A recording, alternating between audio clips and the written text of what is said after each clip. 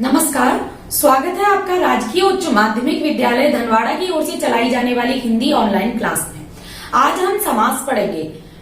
समास शुरू करने से पहले हम एक बार बात कर लेंगे संधि और समास में। संधि दो या दो से अधिक वर्णों के मेल से जो विकार उत्पन्न होता है, यानी दो वर्ण मिलेंगे और उनसे जो विकार उत्पन्न होगा वो संधि कहलाती है।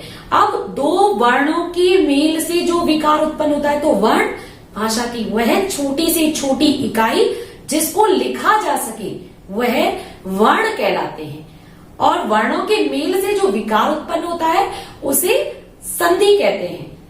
और समास शब्दों के दो या दो से अधिक शब्दों के मेल को समास कहते हैं। भाषा में थोड़ी संक्षिप्तता लाने के लिए, तो विस्तार को थोड़ा कम करने के लिए, भाषा की प्रभावशीलता बनाए रखने के लिए समास का प्रयोग किया जाता है। इसमें विभक्ति चिन्हों का लोप कर दिया जाता है और दो या दो से अधिक शब्दों का मेल कर दिया जाता है। तो आइए एक बार विचार करते हैं समास की परिभाषा। दो या दो से अधिक शब्दों के मेल या संयोग को समास कहते हैं। इस मेल में विभक्ति चिन्हों का लोप हो जाता है। इसमें विभक्ति चिन्हों का लोप किया जाता है और दो या दो से अधिक शब्दों का मेल किया जाता है। समास का अर्थ है संक्षिप्त या छोटा करना। अब जब हम समास पढ़ते हैं तो उसमें कई तरह की शब्दावली आती है कि सामासिक पद, समास विग्रह, और सबसे पहले तो पद। तो पद में पद कहते किसे हैं? पद को अगर समझना है तो शब्द, दो वर्णों के सार्थक मेल को हम जो शब्द कहते हैं, और जब ये शब्द वाक्य में प्रयोग होते हैं तब इन्हें पद कहते हैं। शब्द जब वाक्य में प्रयोग होते हैं तो ये पद बन जाते हैं। अब जैसे आपको इसको समझना है तो आप छोटा सा उदाहरण देखिए कि मान लीजिए कोई लड़की है, अब उसकी शादी हो गई, तो वो उस स्थान पर अपने घर में जो लड़की है, बेटी है, वह शादी के बाद क्या बन गई? बहू बन गई। तो क्यों? अपने घर लड़की, शादी के बाद बहू। उसी तरह से शब्द, लेकिन जैसे ही वो वाक्य में प्रयोग हुए वो बन गए पद। आया समझ में? और सामासिक पद किसको कहेंगे? दो या दो से अधिक शब्दों के मेल से विभक्ति चिन्हों के लोप के कारण जो नवीन शब्द बनते हैं उन्हें सामासिक पद कहते हैं। यानी बीच में से विभक्ति हटाई, जैसे माता पिता, माता और पिता, और हटाया माता पिता, तो यह पूरा पद बन गया सामासिक पद। अब समास विग्रह किसे कहते हैं?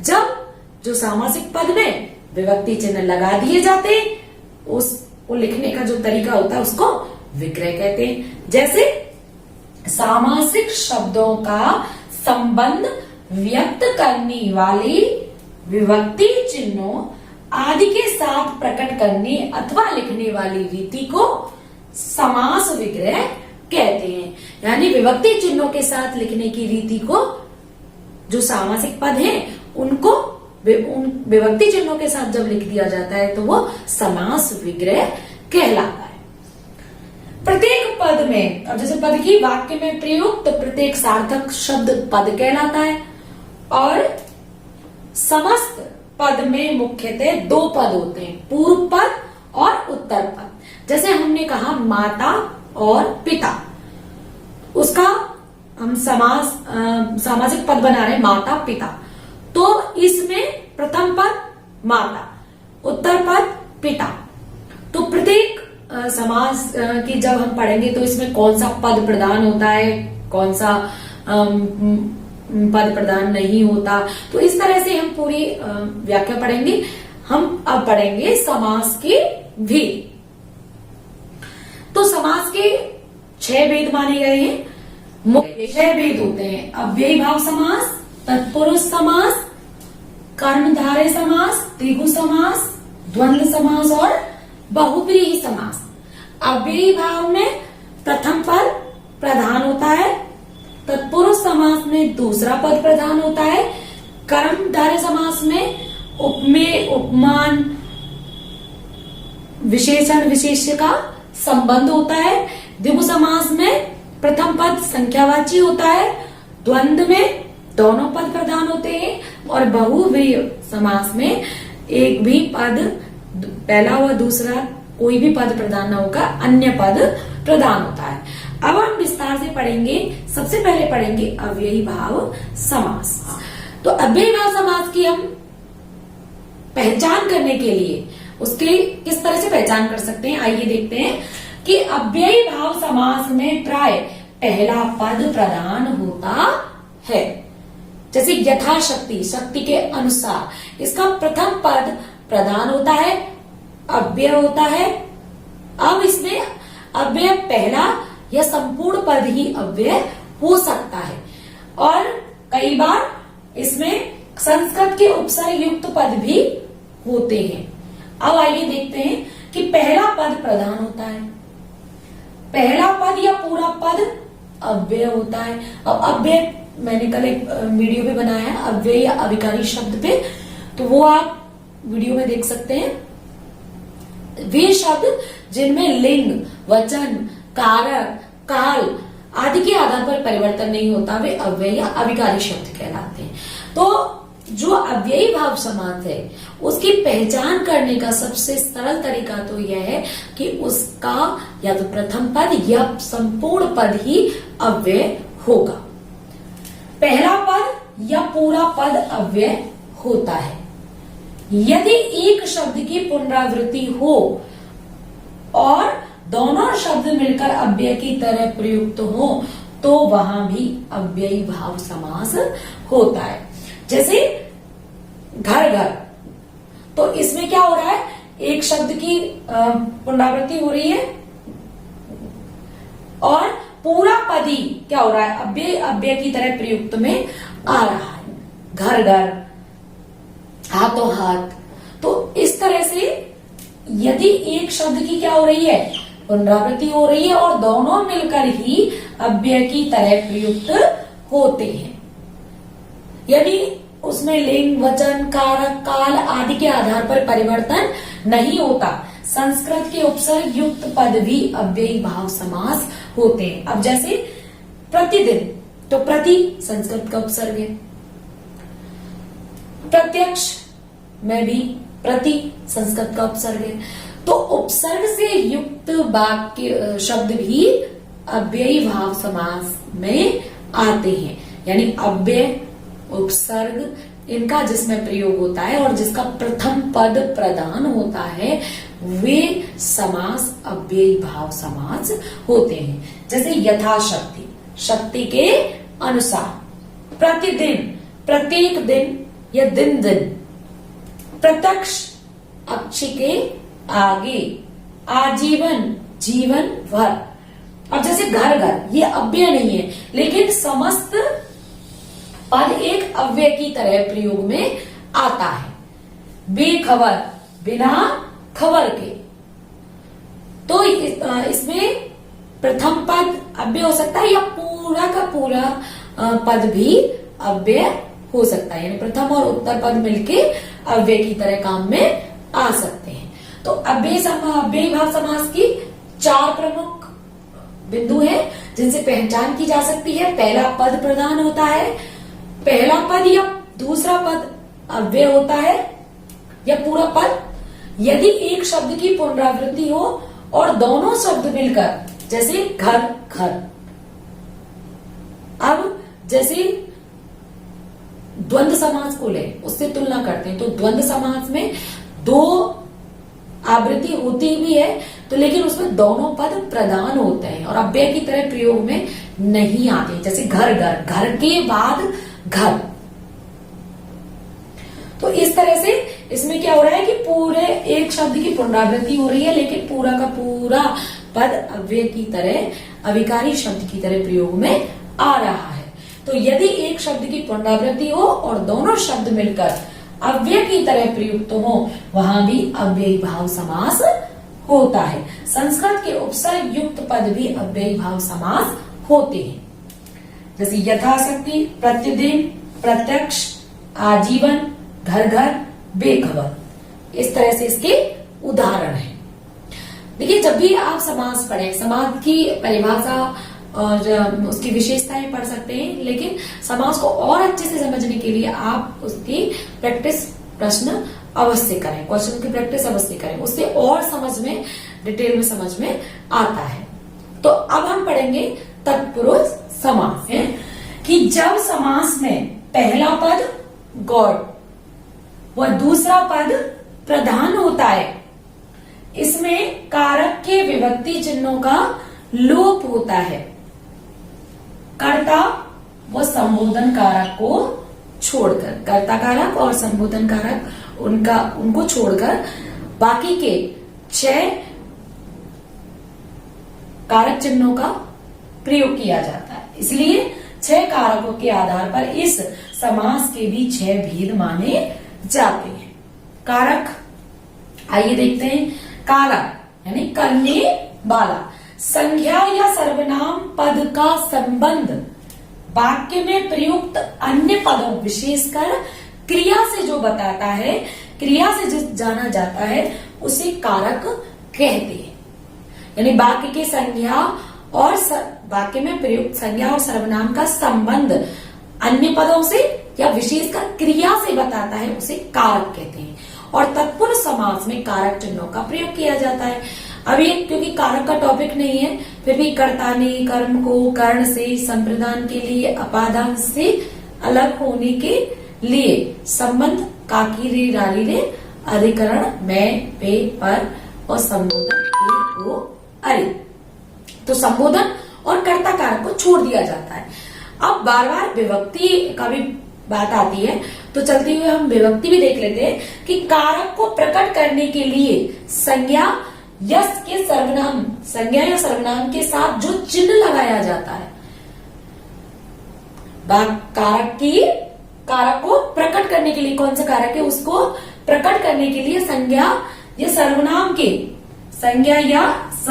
के साथ जो चिन्ह लगाया जाता है उसे विभक्ति कहते हैं। और विभक्ति का जैसे नाम से स्पष्ट है कि विभक्ति यानी तोड़ने वाला, और जहां वो जो विभाजन का कार्य करता है, जिसके आधार पर विभाजन होता है, वो विभक्ति है। और विभक्ति क्या करती है, संज्ञा और सर्वनाम के साथ जो क्या किया जाता है, चिन्ह लगाया जाता है, उसे विभक्ति कहते हैं। तो आइए 6 जो भेद माने गए हैं तत्पुरुष के, उनको हम पढ़ते हैं। आइए देखते हैं तत्पुरुष के 6 भेद। सबसे पहला कर्म तत्पुरुष। कर्म तत्पुरुष में को का लोप होता है, क्योंकि कारक चिन्हों में क्या चिन्ह है, कर्म कारक का को। तो ग्राम को गया हुआ, तो यहां कौन सा चिन्ह है, को। उसी तरह से पद प्राप्त, पद को प्राप्त, सर्व प्रिय, सर्व यानी सभी को प्रिय, यश प्राप्त, यश को प्राप्त। तो यह को कारक चिन्ह का लोप होता है, तो वह होता है कर्म तत्पुरुष। अब इस तरह से आप कोई भी किताब ले सकते हैं हिंदी के व्याकरण की, उसकी आप प्रैक्टिस करेंगे तो आपको बहुत अच्छे से ये और समझ में आ जाएंगे। इसके लिए निरंतर प्रयास की आवश्यकता है। आप नियम पढ़िए, फिर उसके बाद बार बार प्रयास कीजिए, उससे और अच्छे से ये चीजें समझ में आ जाती हैं। ऐसे कर्म तत्पुरुष, इसमें से का लोप होता है। भावपूर्ण, भाव से पूर्ण, बाणहत, बाण से आहत, हस्तलिखित। अब देखो, एक करण तत्पुरुष और अपादान तत्पुरुष, उसमें से पृथक होने के लिए आता है और यहां पर जुड़ा रहता है भाव से पूर्ण। बाण से, तो बाण से आहत हुआ, बाण अलग थोड़ी हुआ है शरीर से, जिससे आहत हुआ है। हस्तलिखित, हस्त से लिखित, इसमें के द्वारा, कभी करण तत्पुरुष में से के द्वारा विभक्ति चिन्ह भी आते हैं। तो तुलसी का तुलसी के द्वारा लिखित, इस तरह से अभी तक हमने पढ़ा कर्म तत्पुरुष, कर्ण तत्पुरुष। अगर तत्पुरुष समास आपको सही से समझना है तो पहले तो कारक चिन्ह भी आपको याद करने होंगे और फिर उसके बाद आप तत्पुरुष समास समझ पाएंगे। तो संप्रदान तत्पुरुष के लिए यानी लोप, के लिए का लोप होता है। जैसे गुरु दक्षिणा, गुरु के लिए दक्षिणा। रहा खर्च, रहा के लिए खर्च, तो के लिए। जैसे कर्म को कर्ण से संप्रदान के लिए, तो के लिए का लोप होता है, उसे संप्रदान तत्पुरुष कहते हैं। अपादान तत्पुरुष, थोड़ा सा जो भी इस समास में कंफ्यूजन होता है वो से, इस अपादान वाले से में और कर्ण वाले से में। तो इसमें कर्ण वाले से में चीजें पृथक नहीं होती है। जैसे देश निकाला, तो देश से निकाल दिया गया है, देश से बिल्कुल पृथक हो गया है। उसी तरह से बंधन मुक्त, बंधन से बिल्कुल मुक्त हो गया है। जैसे पेड़ से पत्ता गिरता है, घोड़े से घुड़सवार गिरता है, तो वो अलग, हाथ से लिखता है, हाथ से कलम पकड़ रखी है तो वो अलग नहीं है। लेकिन यहां देश से बाहर, बंधन से मुक्त, पेड़ से भी पत्ता गिरता है तो वो जुड़ता नहीं है, अलग। तो अलग होने के लिए अपादान तत्पुरुष का प्रयोग होता है। संबंध तत्पुरुष, का, की, के, संबंधों से संबंधित जो भी कारक चिन्ह होते हैं उसमें संबंध तत्पुरुष होता है। जैसे गंगा जल, गंगा का जल। नगर सेठ, नगर का सेठ। अमचूर, आम का चूर्ण। तो इस तरह की यहां जो भी विभक्ति चिन्ह का प्रयोग का, की, के, इस तरह के विभक्ति चिन्हों का प्रयोग किया जाता है वह संबंध तत्पुरुष होता है। अधिकरण में जैसे मैं, पर आदि अधिकरण चिन्हों का प्रयोग अधिकरण तत्पुरुष होता है जब इन कारक चिन्हों का प्रयोग होता है। जैसे जलमग्न, जल में मग्न। घुड़सवार, घोड़े पर सवार। तो इस तरह से अधिकरण तत्पुरुष यहां होगा क्योंकि यहां मैं, पर आदि कारक चिन्हों का लोप हो रहा है। तो अभी तक हमने पढ़े अव्ययीभाव समास और दूसरा हमने पढ़ा तत्पुरुष समास। अव्ययीभाव समास में प्रथम पद प्रधान होता है। पहला या पूरा का पूरा पद अव्यय के रूप में प्रयोग लिया जा सकता है और उपसर्गों का प्रयोग उसमें किया जाता है। तो अव्ययीभाव समास की पहचान के लिए ये बिंदु है और तत्पुरुष समास में कारक चिन्हों का लोप होता है। अब हम पढ़ेंगे आगे आने वाला कर्मधारय समास। समास में पहले या दूसरे पद में विशेषण, विशेष संबंध, विशेषण किसी संज्ञा या सर्वनाम की विशेषता बताने वाले शब्द विशेषण कहते हैं और विशेष्य जिसकी विशेषता बताई जाए। तो एक विशेषता बताई जाती है और किसी की बताई जाती है। जैसे महापुरुष, तो महा यानी महान, यानी विशेषता। किसकी विशेषता बताई जा रही है? पुरुष की। तो महापुरुष विशेषण, विशेष संबंध है। महान है जो पुरुष। उसी तरह से पीतांबर, पीला है जो अंबर या वस्त्र। प्राण प्रिय, प्रिय है जो प्राणों को, यानी प्रिय विशेषता है किसकी? प्राणों की। तो पहले या दूसरे पद में विशेषण या विशेष्य का संबंध होता है। कहीं कहीं उपमान या उपमेय का। अब उपमान और उपमेय, उपमा चंद्र, उपमान किससे? वदन। उपमेय कमल नयन, तो कमल उपमान, नयन उपमेय। यानी बहुत बड़ी कोई चीज, प्रसिद्ध चीज जिससे तुलना कर रहे हैं, जैसे चंद्रमा से मुख की तुलना की जा रही है, तो चंद्रमा सौंदर्य का प्रतीक है, तो चंद्रमा से तुलना मुख की जा रही है, तो चंद्रमा उपमान और चंद्र जो मुख है वह उपमेय। तो उपमा की तुलना उपमेय से की जाती है, यानी इस समास के पहले या दूसरे पद में या तो विशेषण विशेष या उपमेय उपमान का संबंध होता है, वह समास कर्मधारय समास कहलाता है।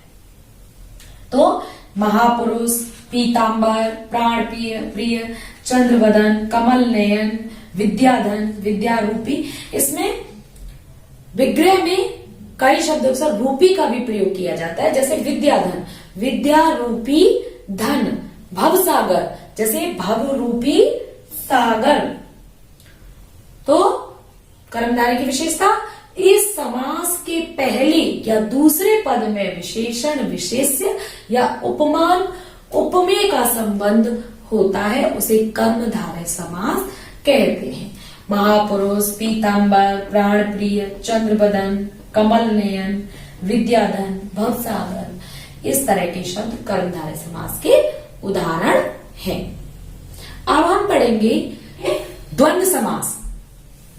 इस समास में दोनों पद समान रूप से प्रधान होते हैं, इनके दोनों पद योजक चिन्हों द्वारा जुड़े होते हैं तथा समास विग्रह करने पर और, अथवा, तथा, एवं आदि लगते हैं। जैसे अपना पराया, अपना और पराया, अन्न जल, अन्न और जल, जलवायु, जल और वायु, धर्माधर्म, धर्म या अधर्म, शीतातप, शीत और आतप यानी गर्मी, रात दिन, रात और दिन, दाल रोटी, दाल और रोटी। तो द्वंद्व समास, इसके दोनों पद प्रधान होते हैं और योजक चिन्हों द्वारा जुड़े होते हैं। तो इस समास में दोनों पद समान रूप से प्रधान होते हैं, इनके दोनों पद योजक चिन्हों से जुड़े होते हैं तथा समास विग्रह करने पर और, अथवा, एवं आदि लगाते हैं। और जैसे अपना पराया, अन्न जल, जलवायु, धर्माधर्म, शीताताप, रात दिन, दाल रोटी, ऐसे इनके उदाहरण हैं। तो अब हम पढ़ेंगे द्विगु समास, क्योंकि अभी तक हमने पढ़ा अव्ययी भाव समास, कर्मधारय समास, द्वंद्व समास और अब हम पढ़ेंगे द्विगु समास।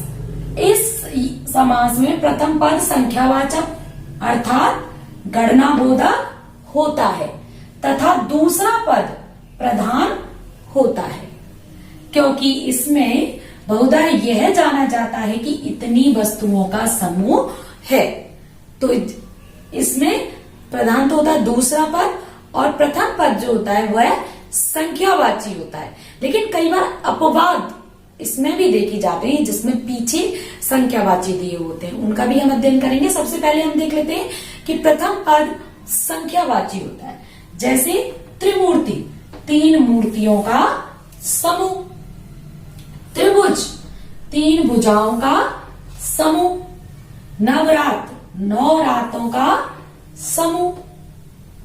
तो इनमें क्या है, प्रथम पद संख्यावाची और द्वितीय पद क्या बता रहा है कि 9 रत्नों का समूह है, नवरत्न। उसी तरह से नवरात्र, नवरत्न, तो 9 रत्नों का क्या है, समूह है, इसीलिए इसमें प्रथम पद तो संख्यावाची और दूसरा पद प्रधान होता है।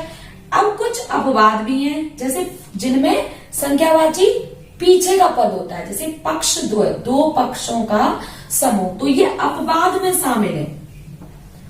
लेखक द्वय, 2 लेखकों का समूह, संकलन त्रय, 3 संकलनों का समूह, तो ये अपवाद में है। बाकी की इस समास के प्रथम पद संख्यावाचक होते अर्थात गणना बोधक होता है तथा दूसरा पद प्रधान होता है, क्योंकि इसमें बहुधा यह जाना जाता है कि इतनी वस्तुओं का समूह है।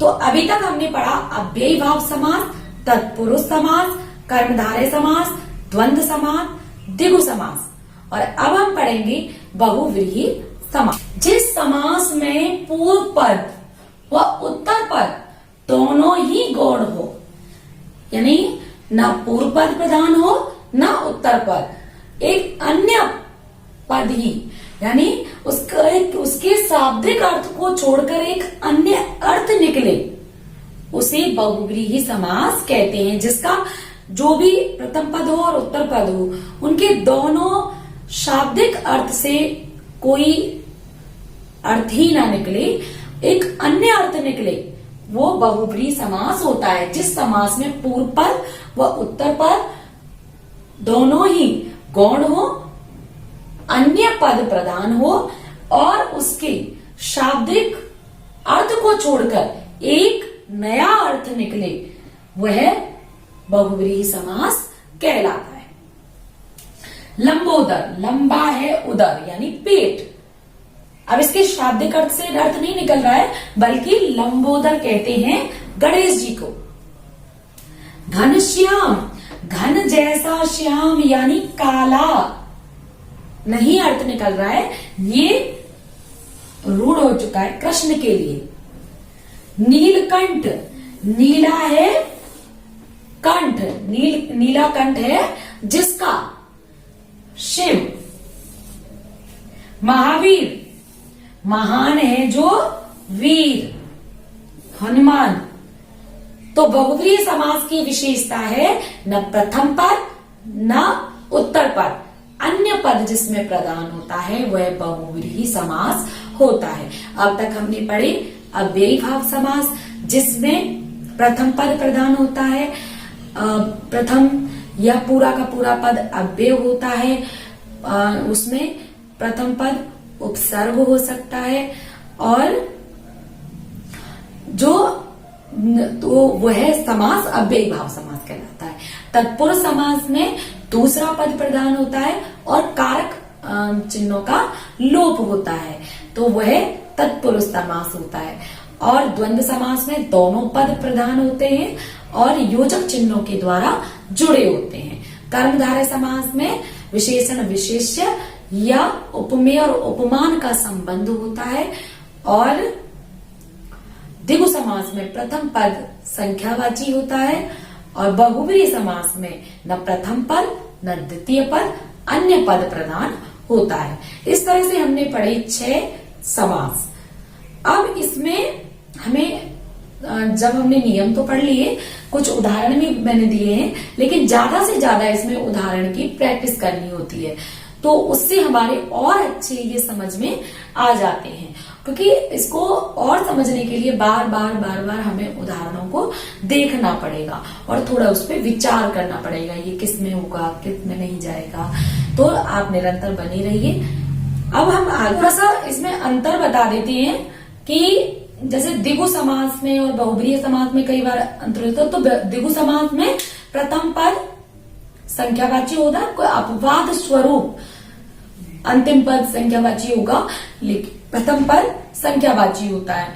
बहुव्रीहि समास में कोई भी पद प्रधान नहीं होता, अन्य पद प्रधान होता है। कर्मधारय समास और बहुव्रीहि समास में, तो कर्मधारय समास में विशेषण विशेष्य उपमान उपमेय का संबंध होता है, लेकिन बहुव्रीहि समास में अन्य पद प्रधान होता है। द्विगु में प्रथम पद संख्यावाची होता है, द्वंद्व में दोनों पद प्रधान होते हैं और योजक चिन्हों से जुड़े होते हैं। तो एक दूसरे समास से कंफ्यूज नहीं होना है और निरंतर बने रहिए आप। अब हम आगे पढ़ेंगे संधि। क्या है या कोई चीज समझ में नहीं आई है तो आप कमेंट बॉक्स में कमेंट कर सकते हैं। तो संधि पढ़ेंगे हम बिल्कुल ट्रिक के साथ। तो बने रहिए राजकीय उच्च माध्यमिक विद्यालय धनवाड़ा की ओर से चलाई जाने वाली हिंदी ऑनलाइन क्लास में।